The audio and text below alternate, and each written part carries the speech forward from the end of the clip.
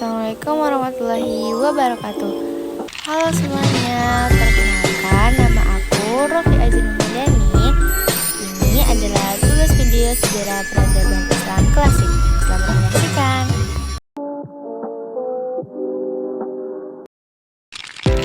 Tahukah kalian sebenarnya peradaban kita ini dimulai dari rasa penasaran. Dari rasa penasaran muncul pertanyaan. Dari pertanyaan muncul pemikiran, dari pemikiran muncullah kemajuan, dan dari kemajuan muncullah peradaban. Mengutip dari kata Harry Astroman, tidak ada yang baru di dunia ini kecuali sejarah yang tidak kamu ketahui. Seringkali kita hanya mengetahui dampak dari suatu peristiwa tanpa tahu asal-usulnya. Padahal orang yang tidak tahu sejarah seperti daun gugur yang tidak tahu pohon mana yang telah menumbuhkannya. Inilah topik pembahasan saya pada video kali ini, yaitu mengulas sedikit mengenai sejarah peradaban Islam periode klasik. Sejarah perkembangan peradaban Islam periode klasik dimulai dari tahun 650 Masehi sampai 1250 Masehi.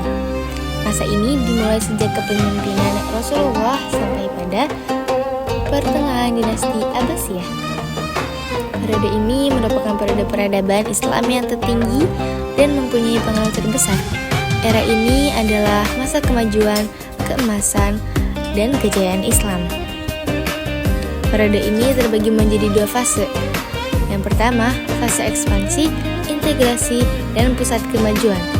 Masa ini berlangsung pada tahun 650 Masehi sampai 1000 Masehi dengan daerah penyebaran Islam yang semakin luas. Pada masa kemajuan, Islam mengalami internasionalisasi. Islam mulai masuk ke Eropa melalui Spanyol pada masa Bani Umayyah, kemudian meluas dari Afrika Utara sampai ke Spanyol bagian barat. Penyebaran Islam juga melalui Persia sampai ke India bagian timur. Pada masa inilah perkembangan ilmu, pengetahuan, agama, bahasa, dan bidang lain mencapai puncaknya. Bahkan, bidang arsitektur juga berkembang pesat di kota-kota Spanyol seperti Cordoba dan Granada.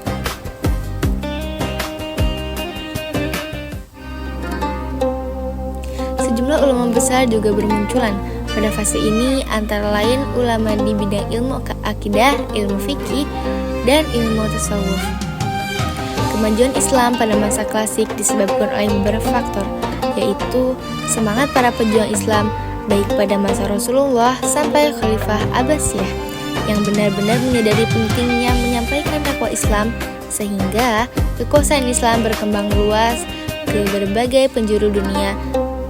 Di samping jabatan Khalifah, terutama masa Abbasiyah, dipegang oleh tokoh-tokoh yang kuat secara politik dan agama. Pada masa ini terjadi perkembangan ilmu, pengetahuan di bidang agama, budaya, hukum, tasawuf, filsafat, dan ilmu pengetahuan lainnya. Hal ini terjadi karena dukungan dari para khalifah terhadap ilmu, pengetahuan, dan semangat para ahli. Dalam menerjemahkan buku-buku berbahasa asing telah melahirkan kemajuan kebudayaan dan ilmu pengetahuan. Sehingga Islam mengalami puncak kejayaan pada masa pemerintahan Khalifah Harun al-Rashid dan Al-Ma'mun. Kedua, fase disintegrasi. Memasuki fase disintegrasi yang berlangsung pada tahun 1000 Masehi sampai 1250 Masehi. Kejayaan Islam mulai surut.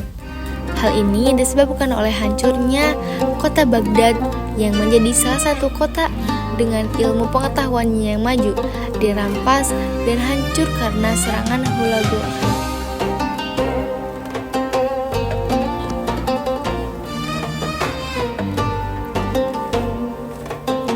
Sedangkan kehancuran fase ini banyak dipengaruhi oleh politik, sifat negatif pemimpinnya yang gemar hidup mewah, serta terjadinya perebutan antar kekuasaan dikarenakan penunjukan khalifah tidak lagi secara musyawarah seperti masa Khalifah Rasyidin, tetapi secara turun-temurun, sehingga terjadilah perang saudara.